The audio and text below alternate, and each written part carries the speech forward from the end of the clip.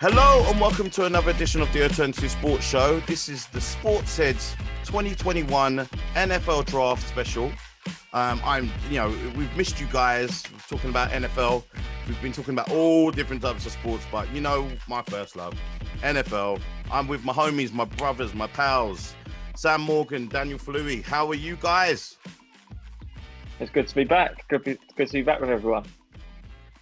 Yeah, man, I'm excited. It's draft. We've got a draft in a few days' time. I'm really excited. So excited to see what's going to happen. I can't wait, mate. It's going to be a good weekend, a good bank holiday weekend. And honestly, we've been starved of NFL action. Obviously, this is the closest thing we can actually get to it, so we can actually start planning ahead for our fantasy football and all these other things way ahead. I have to be able to beat Sam and Dan this year. So the actual research on all of these draft picks and so forth, free agent moves start now. Anyway, but before we get into all that stuff, Sam, you had an interview with a really future draft prospect from the UK, from the NFL Academy. How did that go?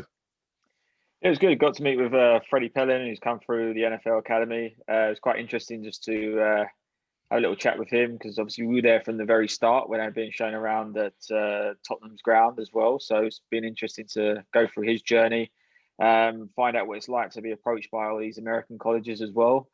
Interesting, he's an ex-rugby player, so listening to him talk about just wanting to just smash people and having the opportunity to do that, with a helmet and pads was quite interesting on the reasons why he loves the sport so much. But it'd be good for you guys to obviously check it out and hear his story, because I think he would probably encourage a few of you to get into the sport, and any young person getting their opportunity to join an NFL academy as well.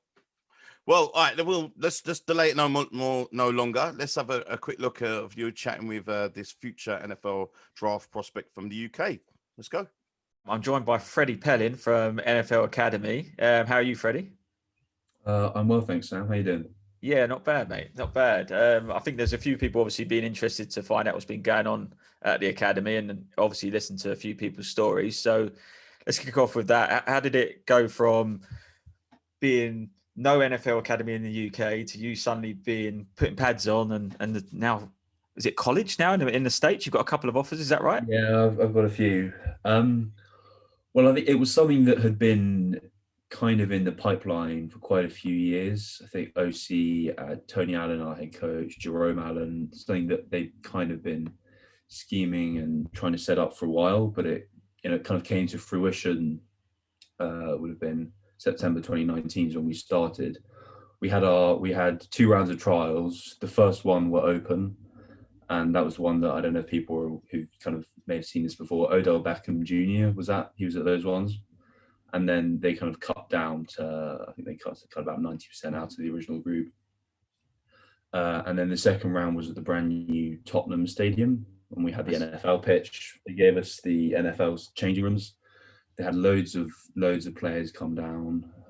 Christian Scott and Williamson's I've kind of been keeping in contact with since then. Christian Wade on the Bills roster. Nick Burleson now works for Good Morning Football in the States. Had a very successful career as a player. So out of that, I think the 150 were selected for the Tottenham trials, and then they cut that down to 80 for the inaugural class. And then from kind of September 2019 until Corona hit, we were kind of training, gearing up, getting into pads, starting to get contact. Obviously then everything was put on ice for a bit. But so on Tuesday, we had our first full contact hitting session back. Had a session in the morning, session in the afternoon. So I'm still a bit kind of bruised and battered from those. But yeah, it's kind of good to get back in the swing of things. So you were rugby though before this. So how's that sort of compare at the moment? You with obviously the pads on, it hits harder, because obviously people talk about this all the time, and we'll always go, oh well, rugby, man sport, because there's no pads, etc. All the guys down the pub. But what for you? What are the key differences now on those hits? Well, the thing about football is I find tackling is a lot harder in football, because you can't get as physically close to the person you're tackling, because they've got leg pads on. You've got a helmet on and shoulder pads on. So there's kind of a bit of a gap as it were, between your contact of your shoulder and their leg, which kind of makes wrapping them up a bit harder. As for the kind of the feel for the hits, the thing about rugby is pretty much when you're getting hit from someone, you see it coming, so you can kind of brace yourself for the contact. Whereas in football, a lot of the time, the hits, you're going to get hit from the side, so you don't see it coming, so you're not as prepared for it, so they kind of sting a bit more. And also, people say, oh, you've got pads and a helmet on, it's more safety, it's not as hard. But that means that people just hit harder.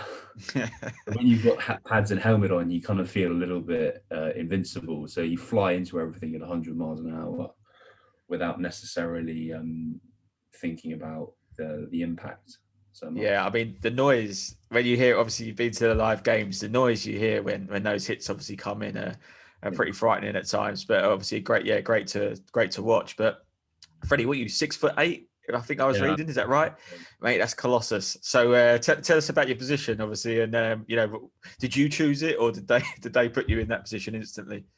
I play left tackle on the offensive line. They kind of put me in that position, but it was, I always knew that that's where I was going to play. If you're 6'8" on the football field, you're playing left tackle pretty much. It's a very physical position. There's a lot of pushing and shoving and hitting people. I'd say strength is kind of tantamount to success at that position, but as well as good technique, but you have to be able to move people effectively, and that's kind of what it comes down to. No, amazing. And obviously I'm coming back to obviously going over to the States now, so congratulations on your offers that you've got there. What was the feeling when you heard back from the colleges?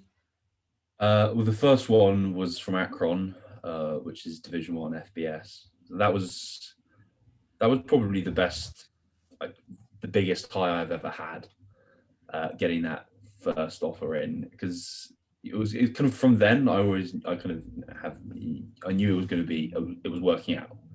Kind of all the work kind of paid off.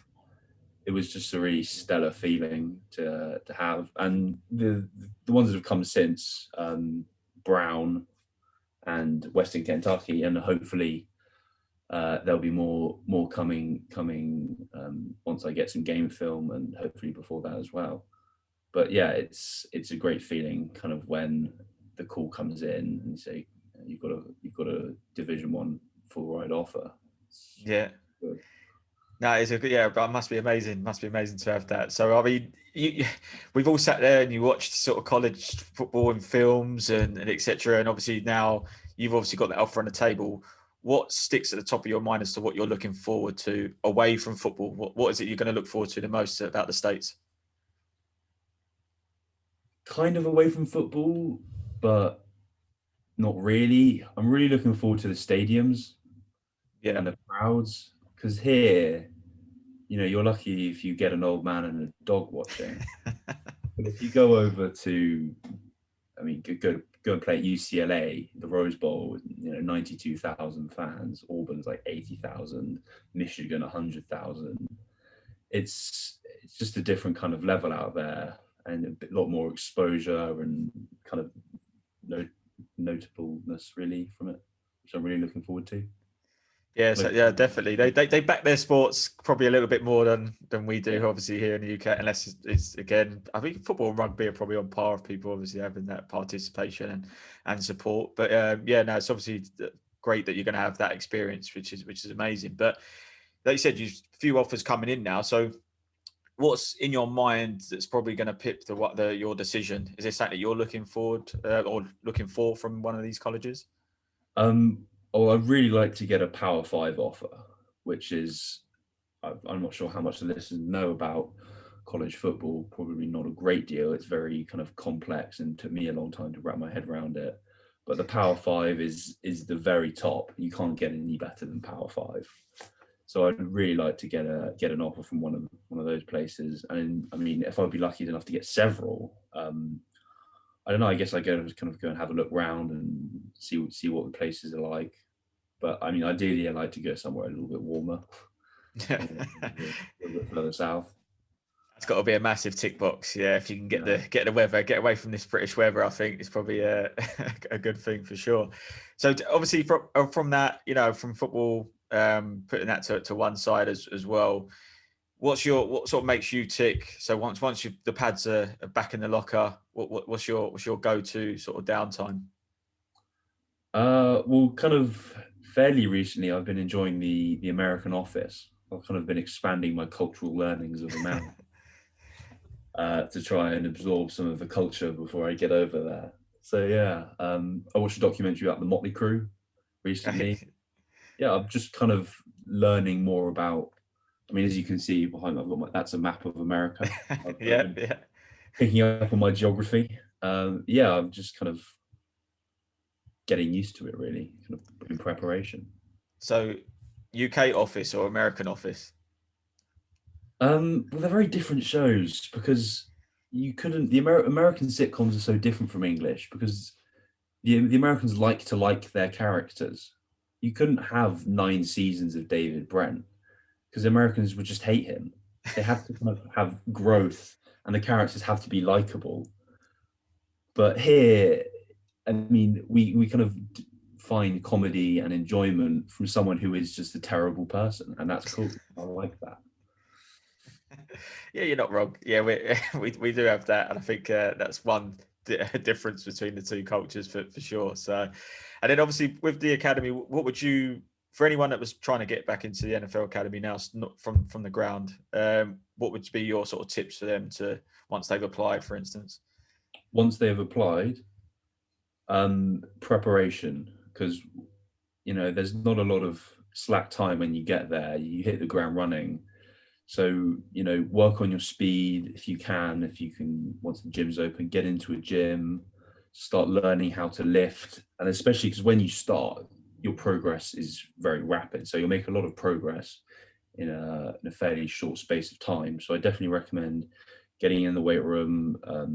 If you're kind of one of the skill positions, getting out onto the track, working on your speed. If you're going for receiver, catching footballs every day, you can't afford to be dropping balls as a receiver. You just can't. So make sure you're working on your hands. But yeah, stay positive and keep working. Nice. So let's fast forward now. You've had a successful time at college, and I'm hoping, as we know what the stats are like, but I reckon you could probably still get in amongst that small stat of people that obviously makes the NFL. What would be your ultimate team that you would join? Well, I am a Green Bay Packers fan, so if theoretically I were drafted by them, that would be pretty insane. I know it's cold up there in Wisconsin, but it's the Green Bay Packers. It's got the most history out of any franchise. It's owned by the town of Green Bay, which I think is really cool, as opposed to having just one owner. But yeah, the Green Bay Packers are for me. Do they stay with Rodgers this year, or do they need to build something new? I don't think you can really. I think you'd have a hard time convincing the fans if you were going to move on from the MVP. I think that would be quite a hard sell. I think they'll keep him around for as long as they can. Yeah. Okay. No, we obviously Andre, I do this show with. Yeah, he's a big Rodgers fan, and yeah, he won't hear any other sort of story around them moving on. He won't accept it at all. So yeah, you've got to win now. No, I imagine that. No, I can hear that. So you mentioned, obviously, you pointed out about the Hopkins jersey out there, and you obviously mentioned Odell. Now we talk about Odell's catch.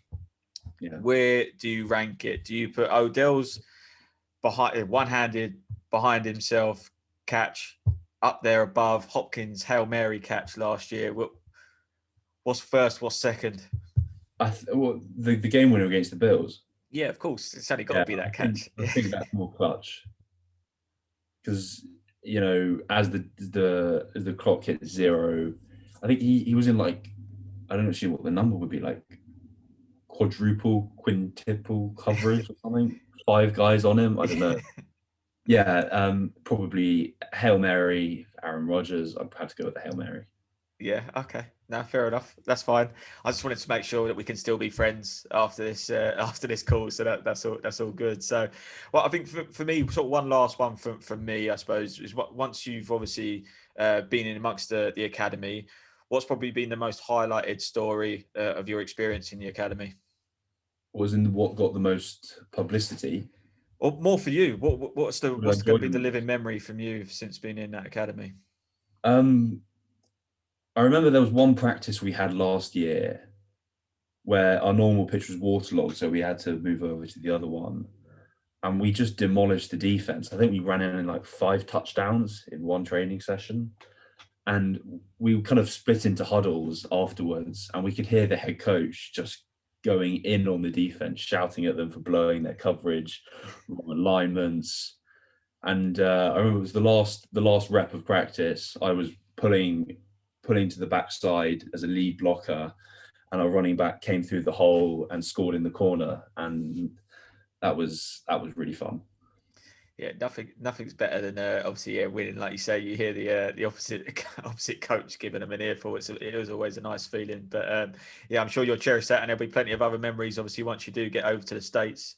But yeah, from everyone obviously at Alt Sports and Verge Magazine, mate, we wish you the best, and we'll be following you obviously in your journey. But for the viewers, how can they follow your journey? Are you on Twitter and Instagram that they can follow you? Yes, I'm on Twitter. I'm at Freddie Pelling, and on Instagram, I'm at Fred Pelling. So, Amazing. yeah. Right. As I say, yeah, we'll be watching and hopefully we'll be able to watch you obviously on ESPN, for instance. Obviously, once that college football starts up again, which will be great. But again, thanks for joining us, mate. And yeah, we'll hope to see you again soon. No worries. Thank you very much. So, let's get straight to it because there's so much to discuss. Daniel, Yes, my friends. the people that you think are going to be standing out? Obviously, we know that the 1 and 2 is pretty much a done deal with the Jets and the Jags. But let's go through your picks. Yeah, who do you reckon? I mean, obviously we got the top 2, and that's probably without saying that it seems like the top 2 is wrapped up. A lot of talk is about San Francisco and what they're going to do with the number 3 pick. I'm going to give you guys my personal, if I was in charge of the teams, what I would do and who I would pick personally. But yeah, we'll start off with the typical, which is everyone's going to know. The number 1 draft pick is going to go Trevor Lawrence to the Jags, sort of the best QB prospect that a lot of people talked about of recent years. So we're going to go with that. If I was the Jets, I wouldn't go with Zach Wilson. Obviously, I know they gave up Sam Darnold. I would still give them Zach Wilson because it seems like that's going to be what they're going to go for. I personally probably won't. I don't think he's the second best QB in the draft, but hey, and I don't really care about the Jets, so we'll go with Zach Wilson from there. The third one, now this is an interesting one because by all acknowledgement, even when we spoke to Ian the other day, it seems like Mac Jones to the 49ers is probably going to be a given. However, I probably won't. Now, I know this might be a hot take, but if Mac Jones goes to the 49ers, I think Kyle Shanahan will lose his job within 2 seasons because I don't think Mac Jones is the best QB in there. He's a prospect. A year ago, no one was talking about him. And even when you look at what he's done at Alabama, give me an Alabama quarterback that's actually shined. They haven't. So based on that, I'm actually going to go with Justin Fields for 49ers. I think that he's the best QB. After Trevor Lawrence, I think it's all 1A, 1B with those guys. I think his prospects is there. I think there's a lot of, you can't read his second reads. I think there's BS, but I'll go with Justin Fields. Now, this is going to be the most interesting one because Atlanta don't need a QB. And so based on that, do they go Kyle Pitts and add more offensive fire weapons? And they're talking about, Julio Jones and trading him. But for me, Atlanta's got a problem with the draft capital. And so, there's no point in getting the QB because they can't get off him until 2023, realistically. He just takes that much of a dead cap. I wouldn't probably go with tight end. I'll keep Julio. I will trade out for draft picks personally because you need defensive help. You look at it from the Super Bowl with the New England and all the way to now, you give up big leads. You need defensive help. So if I was Atlanta, I will trade out of the 4th and I will trade with Denver. And I think Denver would get the 4th pick and go for Trey Lance. So that would be me. The 5th pick will be Cincinnati. I think they should go for an O-lineman, especially with Joe Burrow being hurt. There talks about them maybe going for Jamar Chase. I think that's a big, big, big mistake. protect your QB, protect your investment. Personally, if I was the Bengals, there's no reason I would trade out. You can still get a good offensive lineman in the sort of in the mid 12 to 15, but we know Bengals don't do that. So for me, I'll go Penei Sewell with Cincinnati. Number 6, I would go for, and this is me being a bit biased because I want to see Tua do well, I am going to go with the tight end Kyle Pitts for Miami at 6. I think number 7, Detroit will probably go for, I don't know what they will do, but I probably think that they'll probably go with Jamar Chase if he's still on the board at 7. So I'll go Jamar Chase with the Lions. I think Carolina at this point right now, I think they'll go for a tackle. And I think they will go for Slater, the other premium tackle outside alongside Penei Sewell. They need to protect their investment in Sam Darnold. They're weak on tackle, but they're also weak on corners. And I think this is a good corner draft. So I think they can go later on in for corners.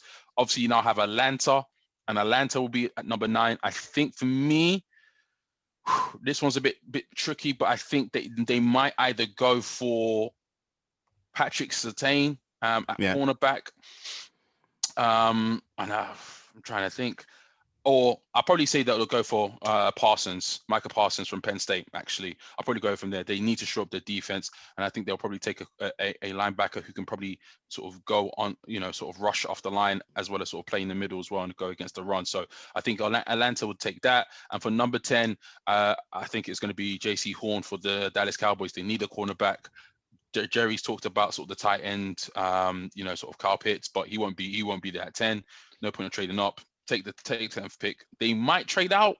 I can see them maybe trading out with another team like New England for a quarterback, but for now, I'll stick with the Cowboys and J.C. Horn. I know those are my 10 picks. Right, before we get into Sam's picks, which I'm personally interested to see if he knows exactly what he's talking about, because I've got high doubts on both of these guys if they get even one pick right. But I want to show you guys when we was badgering Ian Rapoport for future draft picks, ones that aren't on the board, everyone's not really talking about. And obviously, we're going to make sure it's fantasy football related because we are addicted to it. Let's have a quick look. Fantasy football already? Yeah, come on. You got to help me with this. It's interesting. I mean, I don't know how off the radar they are. There's a lot of receivers. Mm-hmm. So you got guys like Rashad Bateman from Minnesota, who would probably be a first rounder any other year. Probably not going to be a first rounder this year. You got guys, who I would say are going to go, say 14, 15, 16, something like that. Maybe Devontae Smith goes there any other year, probably top 10. There's a lot of talent. There's a lot of receivers. I would also say Travis Etienne, the Clemson running back, and Najee Harris, both these guys can catch the football. And if you want to win in fantasy football, you get a running back who plays all 3 downs, catches the football.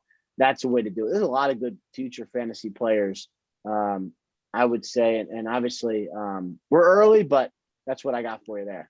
That's what you see. That we're friends now. Yeah, I would say that. Yeah. So I mean, obviously, we touched on you being able to like kind of keep ahead of the competition. Like, I always wondered, is there like some type of agreement that like who's going to be able to break something first, or has there been any fallouts, or is it like kill or be killed? Well, you just try to have a mutual respect, right? So if someone breaks something that you're not on, you didn't know was coming, just breaks it clean. Yeah. You credit, or you just say, hey, like this person had this first. But it's all really professional. I mean, I don't think I want to win. Like I think my competitors also want to win, but certainly it's something where you have a good mutual respect and everyone's trying to do the same job and not trying to hurt everyone. Everyone's just kind of trying to do what they're supposed to do. So there's enough scoops for everyone. I think that's one thing we've learned. Well, it's coming to it now. Sam, your time to shine. Let's see what you got. I'm fully behind obviously what Dan said actually with the top 3 picks. I don't think that's going to change too much. I think yes, Lawrence Wilson has agreed, but I agree with you, Justin Fields. I just see someone. I think they need to step up. This is their opportunity. You got Seahawks. Sorry, Dan. No picks in the first round right now. This is another opportunity for them to go. Actually, we need to play a bit of catch up. I'm not just saying this as a Cardinals fan, but we have made some moves as well that have obviously strengthened that division. Obviously, the Rams. They're always going to be about that. I think they need to make that sort of ballsy decision right now, and Justin Fields is probably going to be that person that can probably drive him forward as well. So I agree with you on that. I don't think Kyle Pitts ends up at the Falcons. I think the Falcons are going to trade that position. I think there's so many people hunting for that right now. They know they've actually got the league right where they want them with that pick there. Kyle Pitts, this is the thing with Kyle Pitts. So many people are just talking to him about a tight end. If you watch his game tape, the guy can play anywhere. You want to put him in. You want to put him in the slot. You want to put him as a wide receiver. He can play that. He can do that. I've seen him run over people as well when he's got that ball cuts in. That this is a like for me. This is a sort of player that can come in and sort of trick plays. Anything you want to put in, he can play every down, and no one will know what you're going to get with him. So I think people right now are probably going to use that. And the Falcons can be quite smart, in my opinion, with those picks. I think they'll trade up. I'd love it to be the Cardinals, but I just don't think we got enough clout to go up there to get that far up the board. But again, Bengals, I think I've got down here. I've got Jamar Chase for them. I've got Devonta Smith for the Dolphins. I know you mentioned... Yeah, I think you mentioned Penei Sewell, but I put him actually for the Lions. I think they need to give Goff every chance possible right now. They need to. So it's like, or at least start putting in the players now that if they're looking for a long-term replacement for Goff, they've already got an offensive line ready for the next QB, which I think they've got to have in mind now. With the position in the board, it's a good time to do that. I've got Khalid Farley going to the Panthers. I then got Trey Lance heading down to the Broncos. And again, Surtain II arriving at Dallas. That's my top 10. Now, I know we said top 10, but just because you've got your Giants t-shirt on I knew it. I knew you. I did put Jalen Waddle there at 11th. But again, because it's the Giants, they'll probably trade somewhere ridiculous and then get rid of their first pick just because of the nonsense that happens in New York. So, but for the benefit of the doubt, if you do stay in the 11th, I thought I'd give you that pick. But I actually think this year we're going to see a few delays more than normal, because I think with what's happened with the cap space as well, I think where people are now actually going to be looking at this going, actually, we need to make some moves here to try and sort of counter what's happened with the cap space. And so I think there's going to be a bit of madness, I think, that's going to surprise a few people, probably in the sort of top 4 or 5 picks as well. You know what? I can see the Jets doing some silliness and not going for Zach Wilson, even though they've talked about it. So potentially that. But put it this way, if San Francisco definitely go for Mac Jones, Atlanta are moving out of that pick, because there are too many good quarterbacks right now. If they go for another one, they might keep it, and they might go for Kyle Pitts, and I do preface that. But if San Francisco go for Mac Jones, which we talked about, and which the news and Atlanta's trading out, I can see New England probably trading back up to get one of the QBs, because Cam's only there for a 1-year deal. New England have got their pieces now, 2 solid tight ends. Yeah, I could see some movements from there, to be fair. It's going to be interesting, to be fair. But, if we talk about the draft, like the Eagles, I don't know what they're doing. The whole rock, paper, scissors kind of thing to determine that just is... I feel sorry for Eagle fans right there, because that head coach he's a muppet. That's what I think on the Eagles, I think they've kind of made it quite clear that they're going with with Hurts at the moment, because I feel that they haven't really I feel like kind of put out there that they're looking elsewhere. So I think they're going to stick with him. Obviously, the same thing with the Dolphins. I think that they've kind of made it quite clear that Tua is their QB. I'm surprised about the 49ers, the messaging that's coming out there, because there's a lot of pressure that's coming out of this pick on them. They with these guys in particular, they've got more pressure on them than anyone else, and it's self-made. Because if they had said, all right, okay, we're quite certain about who we're going to be picking, even if they don't give out the name, we're quite certain about who we're going to be picking. We're comfortable with our pick. We're comfortable with what we've seen. We're quite certain about this. Then if it takes a bit of time for their chosen QB to be able to get going, or it doesn't go well, then at least it looks like they've made a solid decision, and they're not leaving room for there to be fans like us being like, you guys have messed up. you guys weren't completely sure. When you're saying, oh, we don't know who we're going to pick, we don't know what's going to happen tomorrow, we don't know who's going to be on the roster for tomorrow, we don't know who's going to be on the roster from Sunday, we don't know if we're going to be alive, if I quote what Shanahan was saying, nonsense that he was saying. I just think that, one, you've ruined the reputation, you've ruined the relationship that you've got with your existing, Garoppolo, your existing QB. But I think that you've put unnecessary pressure on the person coming in. I mean, I don't know if you guys agree. I think it's tough, mate. Again, if the 49ers were in a completely different division right now, I think they could take away some of that pressure. I think just with the NFC West as it is, it's one of the hardest to get yourselves out of that or into the off season. That there's already greater pressures for them to get this right. Other teams around them have strengthened. I think you obviously look at the Seahawks and the Rams every single time, like each year, it's consistent. So you're literally fighting for this even smaller place. And as I say, you're watching Vernon Kay, as he said, we were trash. That's true. But we've now gone and actually made these moves now to try and compete. But not to compete for me. It's not about competing to win that division at the moment. It's to compete to try and be in the mix of getting out of there somehow.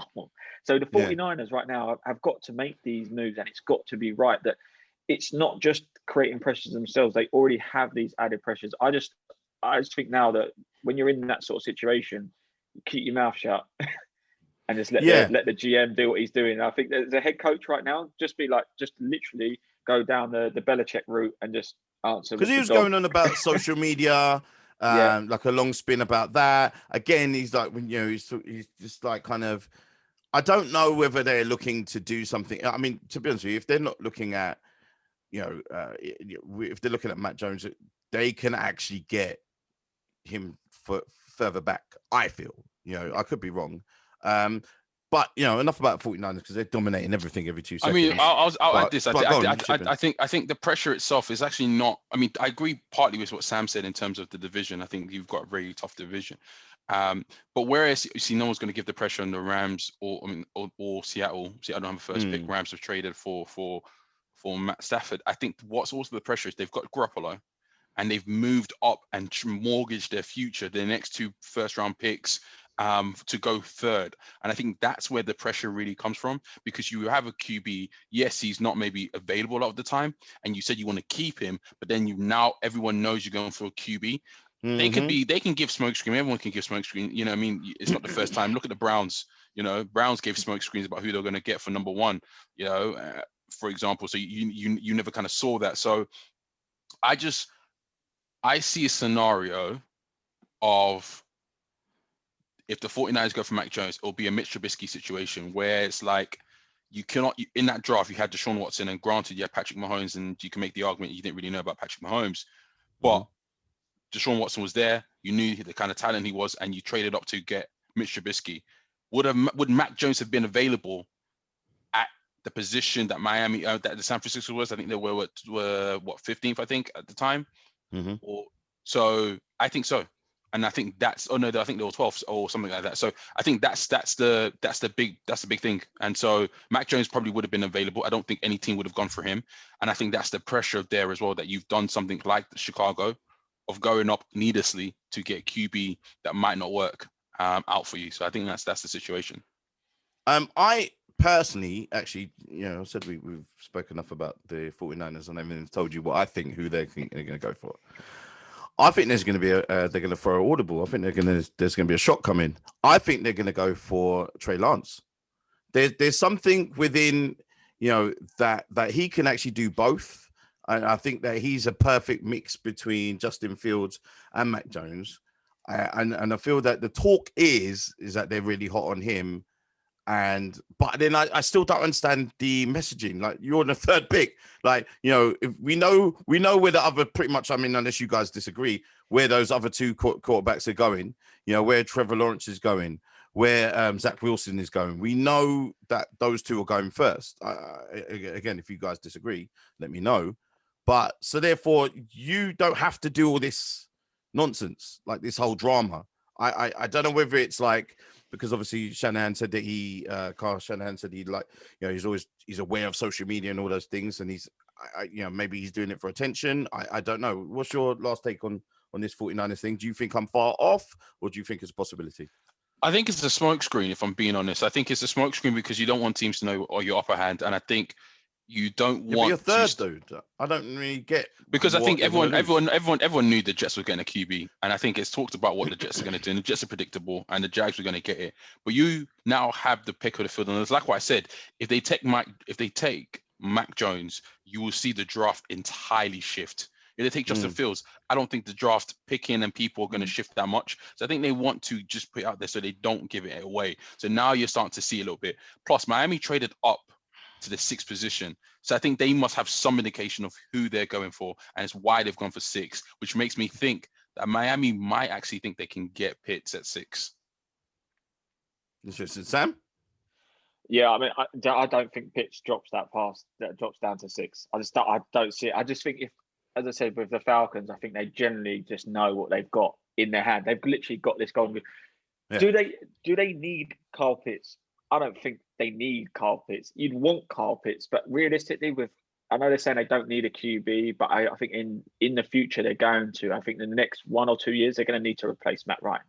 So why not try and get right now in the strength? Exactly, the strength that they. Well, I wouldn't say take a QB right now. What I'm saying is that actually, whilst we're sitting in 4th and we've got that potential golden egg, let's try and get as many sort of 1st, 2nd, and 3rd round picks for the next coming drafts, so that they can obviously get the QB and then the offensive line, and then obviously don't forget, Julio Jones is not getting any younger. They're going to need sort of those sort of weapons in the future. That I think they'll use that. That's why I think someone will trade up to come and get Kyle Pitts ahead of that 6th pick. On terms, I know 49ers, for me, I don't think anything's going to change. I think they're going to say it will be, just for me, Justin Fields. Matt Jones is not a top 3 pick. And if they do, 49er fans, I think, will riot. It's not what they want. But don't you feel that Trey Lance is a possibility too with his skill set? He is. He's a potential. But again, it's like, is it worth rolling the dice right now? And again, we just spoke about pressures. If you do that, you put Trey Lance in a position of a lot of extra pressure on him as well, because he's the unexpected pick. Yeah. I think if you put someone at this stage, if you put someone in that is kind of expected, shall we say, it takes away some of those pressures automatically for me, because the fans aren't already going, oh, let's see what he does then. Whereas it's like, oh, a bit of excitement, they'll get behind their player. And I think that's what they need to go down. I'm not saying bow down to fan pressure, but I think now as an organisation... Well, they're aware of it from what they were saying. The only other thing I would say with the 49ers is that you've got to look at Justin Fields' injuries and stuff. If he's because it's a hospital bed, walk-in hospital bed in San Francisco. Do they need to add someone to that? I think anything that they do, I hope they thoroughly check all of these records. Yeah. It seems anyone that's down there right now is cursed. So let's I mean, there's a few people there that are looking, and then and a few people are like, that's why they're going to get rid of Garoppolo, because it's like obviously availability is not acceptable. So therefore, I think that they need to be able to move into him. They're obviously looking to trade him to New England. They're playing a game of brinksmanship to see who blinks first, and I think obviously Belichick loved the idea of Garoppolo taking over, but his injuries has been ridiculous. But it's a different system, so maybe he might not get hit as much, or he might not get as injured as much. But like, I just still think he can't. From what I remember, it said like an Achilles or something like that, or high ankles sprain or something like that, where he can't actually go on his tiptoes to be able to throw. So I think I think he's going to be staying with the 49ers. I don't think he's going to be traded in the end. Guys, just quickly before we head off into the sunset and we, get our food and all of that stuff ready for the draft. Free agent moves. Are you happy with your prospective club? Well, Seahawks hasn't done anything except for cause rumors. But Sam, are you happy with your team's movements? Of course. Why would I not be? James Conner coming in, I think it's a good bit of experience to add into there, especially if we do end up with a rookie running back, which there's a lot of rumors that we actually do go with on the first round. So I think that would be good. Obviously, seeing JJ Watt come in, I mean, you can't, as much as everyone's sort of saying about his injuries, the numbers he still put up, come on, you can't knock that. Chandler Jones obviously going to be back from injury as well. I think we've done all the right moves there, and I think we've put ourselves in a good position for the draft to bring in the right numbers. So overall, I'm happy. But it is the Cardinals. I was happy last year, so let's I see what thought you were going to start talking that talk now, like No, I'll wait. Let's see, because hopefully we can have some preseason games and actually have some snaps to actually see what it's like and what we're planning to do. But I'll talk after the draft. So Daniel, are you still going to have your quarterback at the end of this off season? Yeah, I mean, if you're talking about Seattle, Russell Wilson's staying at least for the next season. He's not really going anywhere. That's not. It's all sort of fluff and nothing.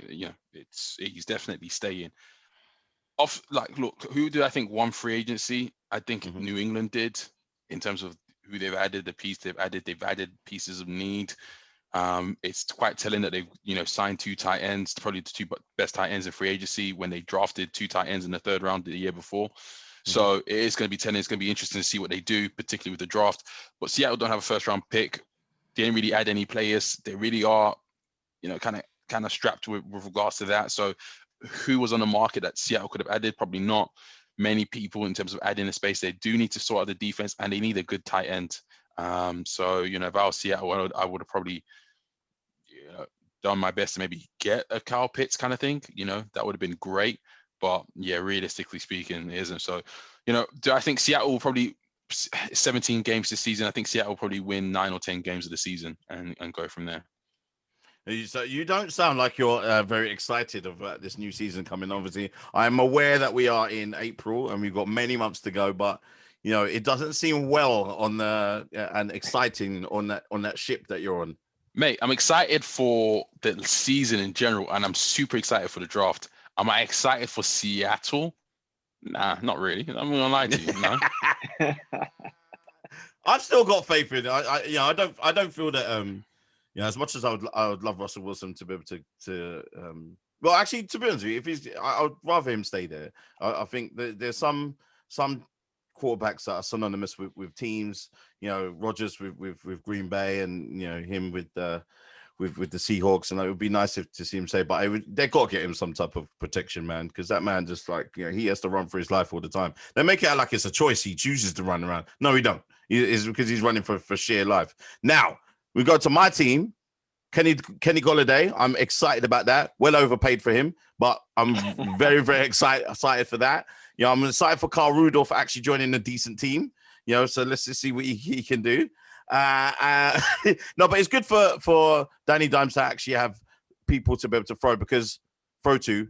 I'm still worried about the protection that he has. That doesn't seem to have changed in any form of way. Gettleman is still telling jokes and being a fuzzy bear of the GM world. So I'm not seeing, but I am pleased with it. Seems like immediate moves for us to be able to come out of our division.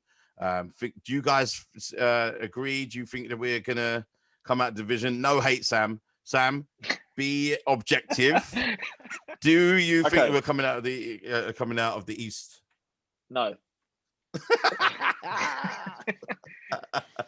Yeah, that's as nice as I can be. I don't know. Is that your analysis?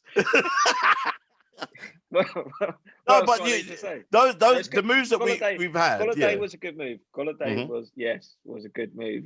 He's an okay wide receiver. Yeah, we got Mike Glennon as well. I mean, I'll get in there. Look. Do I think they'll get out of it? No, realistically, no. I think Washington probably got the best squad. I think Dallas, depending on what they do in the draft, can potentially do bits because they offensively they're well with that coming back in. Defensively, they're suspect. But for me, no, I don't think the Giants will. I think the fact that the kind of conversations that David Gettleman's been talking about just before the draft, isn't great. He seems like he's sort of low in self-esteem in terms of who he's going to pick. Eagles are just a joke. But do I think in a 17-game season that Giants have enough? I don't think so. That being said, I do think they could potentially come second in the East. I don't think they'll win the division, but there is a potential that they could come second in the East and potentially sneak into the playoffs. As long as we make the playoffs, there's no uncertain terms now, especially with the owners saying, look, we need to be able to improve. So I mean, put their money where their mouth is. I think there's all been good moves offensively, defensively as well. Some decent moves as well. Again, we've overpaid, but at the end of the day is that we need to actually win this division. I think that personally, I think that we came close to winning or getting out and winning a division. I think there's not much in it. I think that there's not much in it before, and I think that now we've added some pieces, and we've actually got very good wide receiver, really good upcoming receivers as well. Now a decent tight end, because our current one just seems to flip in and out of form. So we'll see. But I'm being a homer. I'm obviously going to be rooting for my team. Let's just see. Anyway, enough of us chatting about this stuff. Let's get to the draft, guys. It's been great to spend some more time with you guys, and we'll obviously have some more NFL content for you guys coming up soon. And until then, we will see you guys and see if these two are right, or I don't know which way we're doing this now.